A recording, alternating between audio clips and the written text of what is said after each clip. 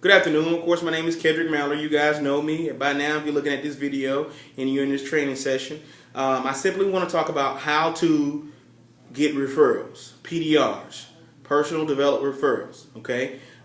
Typically, we've been trained on just ask, who do you know? So I start to think about, well, I've been asking who do you know, and sometimes I don't get referrals, or sometimes I don't get PDRs. So, and rejection is like one of the worst things that a person can feel when doing their job, is to feel rejected. So I thought long and hard, and I think that the most important time and way to actually get a referral is to first build rapport. So I'd like you guys to write that down. Build rapport. Be very effective and a good listener doing your info gathering section when you're building rapport. That's going to be a very important part. Okay. The next thing I want you to do is to think about if someone knows, trusts, and really likes you, then they're willing to help you. So when you're wrapping up the phone call and you're asking who do you know, I'm sure the student, let's say the student's name is John, and John, you wrap him up and you service him, and then you set the appointment set for them, and then you ask, well, who do you know? John is sitting there thinking about, well, who do I know?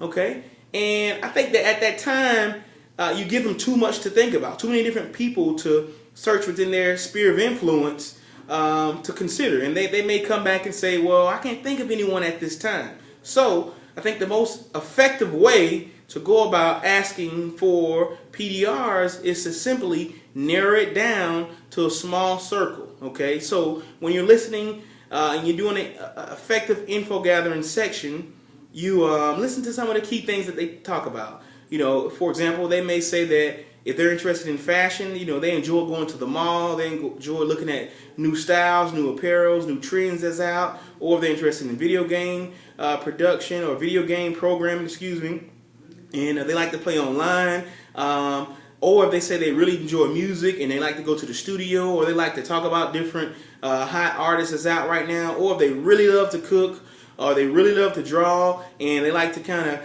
share their ideas with their friends who can draw maybe just as well as them. That's the most important time and the best information that you can receive to get that referral, okay? Because you're going to narrow it down. You ask them, okay, when you go to the mall, who do you typically go with? Or when you go to the studio, who do you typically go with?